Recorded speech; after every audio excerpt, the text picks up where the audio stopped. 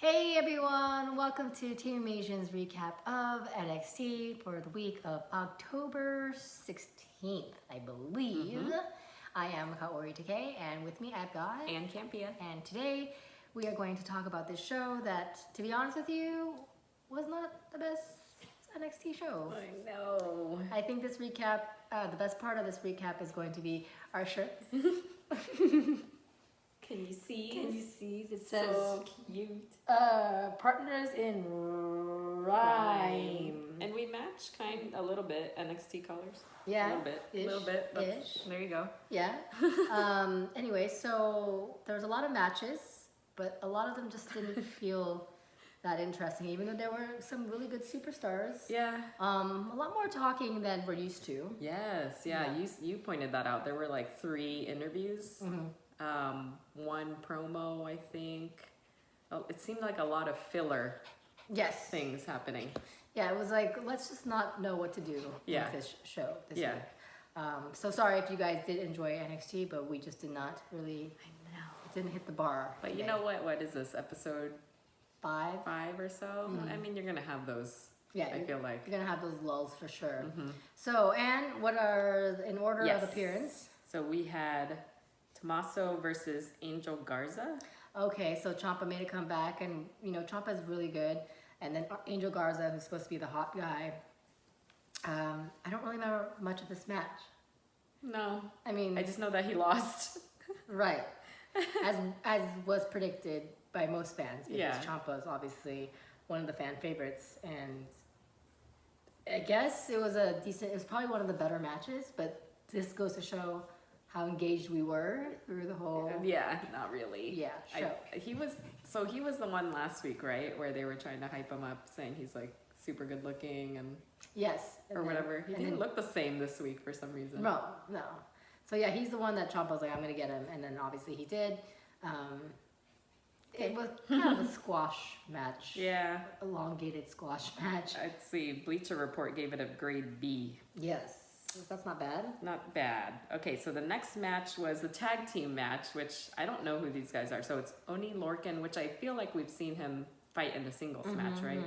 And he was paired up with Danny Burch versus Imperium's Fabian Ackner and Marcel Barthel. Of Imperium. And the only guy missing was Walter. I know. Yeah. What was there a reason for that? Yeah, right. So I think what it comes down to is, as much as we kind of say we enjoy that there is not much promo, there was not much leading up to these matches to hype us up as well. Yeah, maybe that was it. That's true. So the tag team match itself was pretty okay. Again, not fully engaged in it as well. I believe Imperium won, as they did. We would imagine they would win. Yep. So again, it's a predictable match. Yeah. I mean, I thought the two that Lorcan and Birch were a good pair. Physically, I felt like they were a good match for each other. But yeah, like you said, there was one move I think that I rewound. Yes, the pin. The pin. Yeah. There was like a shoulder check before the pin. But, yeah, again, I think it was a good match. I think you're right. I think without that kind of story thread to lead into it, especially this one, we were like, well, okay, why are these two tagging together Yes. against Imperium, and what's the reasoning to have Imperium go up against these two guys? It was Yes. Not thing. There was no Agreed. championship belt. There's no lead to a championship belt. Yes. There's no reasoning why they're paired up or don't like each other. It fell flat. Yes, agreed. And But then we Bleacher had... Report gives it an A. Oh. So, wrestling-wise, great match. Great match. Next one we had Io Shirai versus Kaden Carter. That was okay. Io's pretty cool. I love I think for me, this match and probably the last one were my favorites of the evening. So, I thought the women did really well. I think this was the only... Oh, no, it wasn't. See, I forget. I was about to say this is the only women's match, but there was another one later on. Pretty decent match. I like these two women as on their own. Kaden Carter and Io Shirai. Shirai's got definitely a star power, even though she is.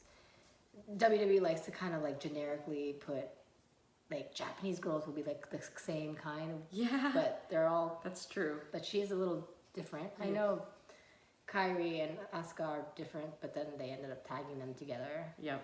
But anyway, Io is pretty cool. And then now she wants to go up to Shayna, but now she has to go up against Rhea Ripley first. I know, yeah. So that was cool. Rhea said last week, anyone who challenges Shayna is going to have to go through me. Mm-hmm.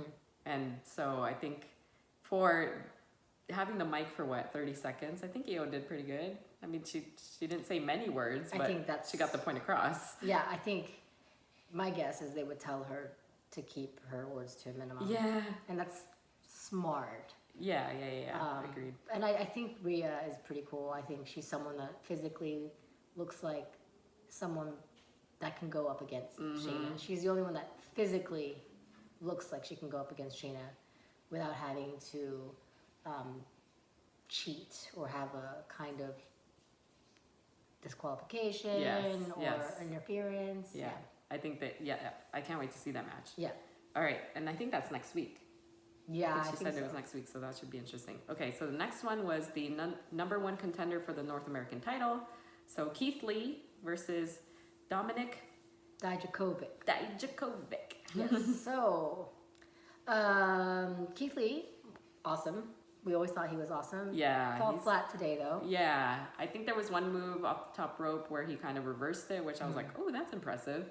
But it was a long match, and then it didn't give you the ending that you wanted. No, it didn't. It didn't. And the winner gets to go up against Roderick Strong next week.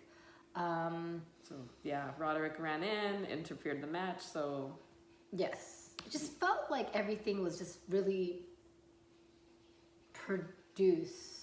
Yeah. I mean, it just, I don't know how to explain this week's. Slightly different energy in this week's episode. Right. And obviously with the interferences of all these backstage interviews that didn't really serve its purpose either. No. So it was a little awkward. Just something awkward about tonight. So with Roderick running in, Regal announced that he would face both men in a triple threat match next week. Yes.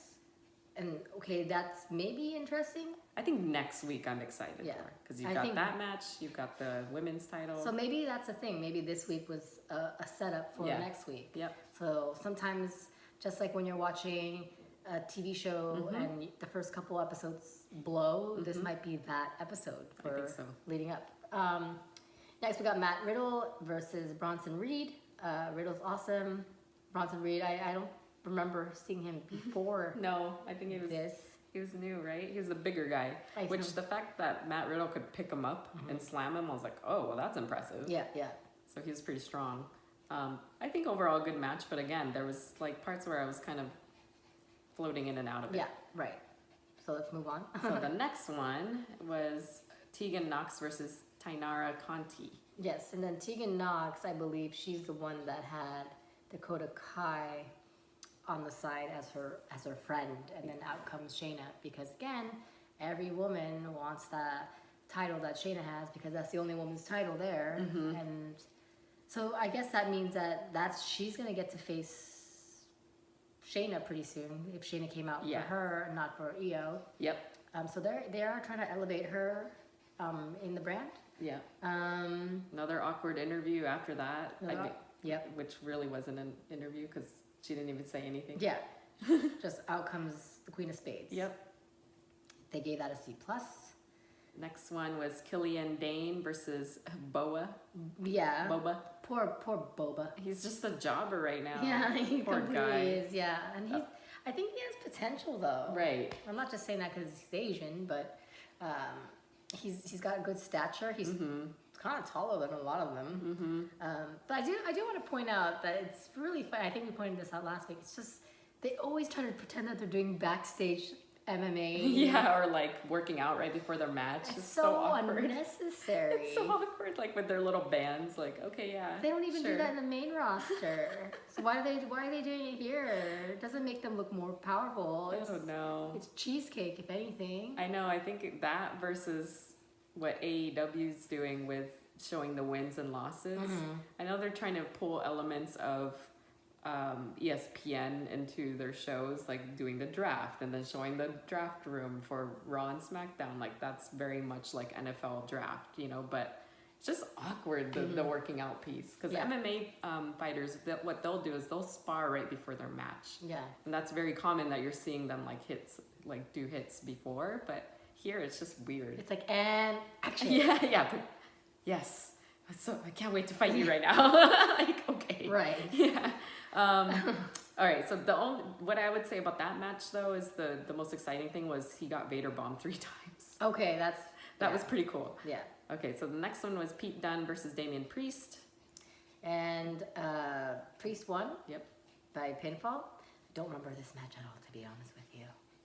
I think I was distracted by Pete Dunne's leotard. Okay. The things we get distracted. I know. I think Priest did well. He obviously won. I remember there were some moves where I was like, oh shit, like they had some kind of exchange right in the center of the ring.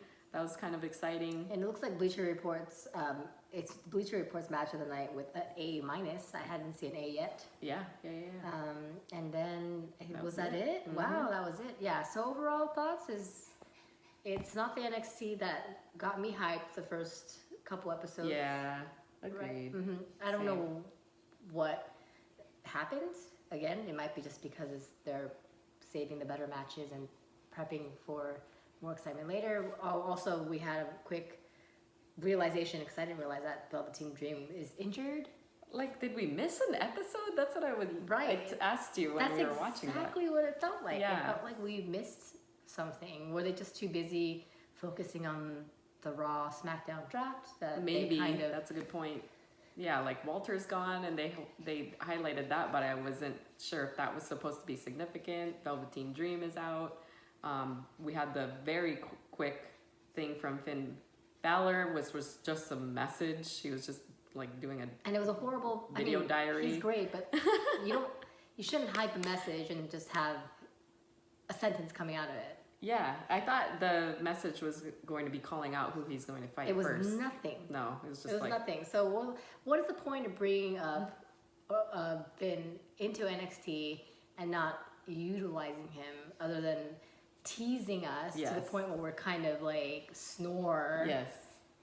They need to use him in the capacity that they've tried to use Ciampa, that they're using Shayna.